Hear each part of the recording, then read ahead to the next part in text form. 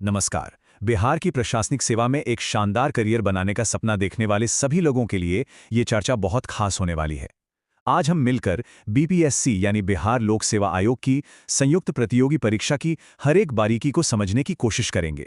तो पहला सवाल यही उठता है कि बिहार की सबसे प्रतिष्ठित, सबसे ऊंची सरकारी सेवाओं तक पहुंचने का आखिर रास्ता क्या है? जवाब सीधा है, बीपीएससी की संयुक्त प्रतियोगिता परीक्षा। तो चलिए आज मिलकर इसी रास्ते का पूरा नक्शा बनाते हैं। देखिए, इस पूरी प्रक्रिया को हम 4 आसान हिस्सों में बांट के समझेंगे। सबसे पहले कि ये परीक्षा आखिर है क्या, फिर इसके 3 चरण कौन-कौन से हैं, तीसरा कौन लोग इसके लिए आवेदन कर सकते हैं और आखिर में इसका सिलेबस और पैटर्न कैसा है। चलिए तो फिर शुरुआत करते हैं और सबसे पहले ये समझते हैं कि आखिर ये बीपीएससी सीएससी है क्या चीज। तो बीपीएससी संयुक्त प्रतियोगी परीक्षा असल में बिहार सरकार की सबसे बड़ी परीक्षा है।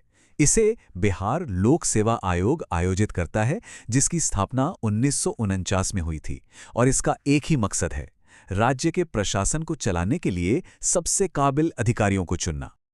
और जो बात इस परीक्षा को इतना खास बनाती है वो हैं इसके पद।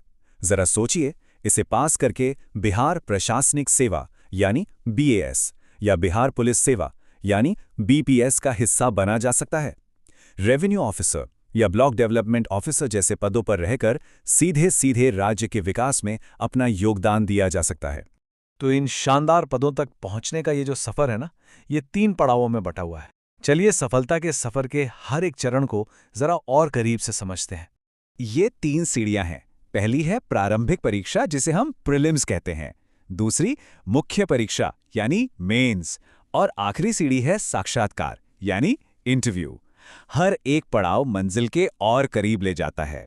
तो जो पहला पड़ाव है प्रीलिम्स, ये एक ऑब्जेक्टिव परीक्षा है। मतलब इसमें मल्टीपल चॉइस सवाल होते हैं जिनके जवाब देने होते हैं। ये 150 नंबर का पेपर होता है जो ज्ञान की पहली परख करता है। और हाँ, यहाँ एक बहुत बहुत जरूरी बात, ये जो प्रीलिम्स है ना, ये सिर्फ क्वालिफाइंग होता है। इसका मतलब ये कि इसके नंबर फाइनल मेरिट लिस्ट में नहीं जुड़ते। ये तो बस मेन एग्जाम का दरवाजा खोलने की एक चाबी है बस।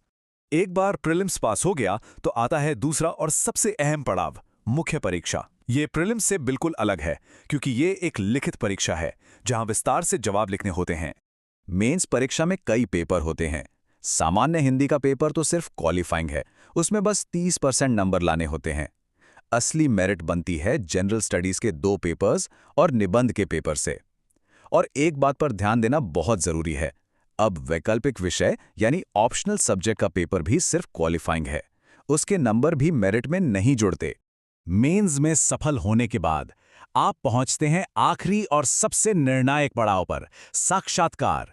ये सिर्फ ज्ञान की परीक्षा नहीं है, ये व्यक्तित्व, सोच और आत्मविश्वास की असली परीक्षा है। ये इंटरव्यू 120 अंकों का होता है। इसमें एक्सपर्ट्स का एक पैनल होता है जो बातचीत करके प्रशासनिक कौशल, फैसला लेने की क्षमता और सोच की गहराई को परखता है। फाइनल सिलेक्शन काफी हद तक इसी पर निर्भर करता है। अच्छा, अब जब हम परीक्षा के सारे चरण समझ गए हैं तो अगला सवाल ये है कि भाई इस सफर की शुरुआत कर कौन सकता है, मतलब इसके लिए योग्यता क्या चाहिए। देखिए, सबसे पहली और बुनियादी जरूरत है पढ़ाई लिखाई की। किसी भी मान्यता प्राप्त यूनिवर्सिटी से ग्रेजुएशन की डिग्री होनी चाहिए। सब्जेक्ट कोई भी हो, इससे फर्क नहीं पड़ता। अब बात करते हैं उम्र की। तो सामान्य वर्ग में पुरुषों के लिए उम्र 20 से 37 साल है और महिलाओं के लिए 20 से 40 साल तक। और हाँ, जो आरक्षित श्रेणियां हैं उनके लिए सरकारी नियमों के हिसाब से उम्र में छूट भी दी जाती है। ठीक है, तो अब इस तैयारी के नक्शे को यानी कि सिलेबस और परीक्षा की पूरी अंक संरचना को देखते हैं ताकि ये पता चले कि पढ़ना क्या क्या है। इसके जो मुख्य विषय हैं उनमें शामिल हैं इतिहास और भूगोल, खासकर भारत और बिहार के संदर्भ में।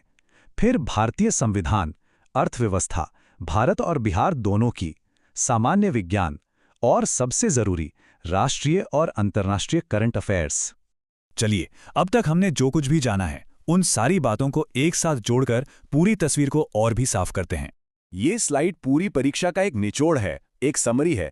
150 अंकों की ऑब्जेक्टिव प्रीलिम्स, फिर लगभग 900 अंकों की लिखित मेंस और आखिर में 120 अंकों का इंटरव्यू। यही वो ढांचा है जिसके आधार पर पूरी तैयारी करनी है। तो जैसा हमने देखा, बीपीएससी का ये सफर लंबा जरूर है, पर इसकी मंजिल उतनी ही शानदार है।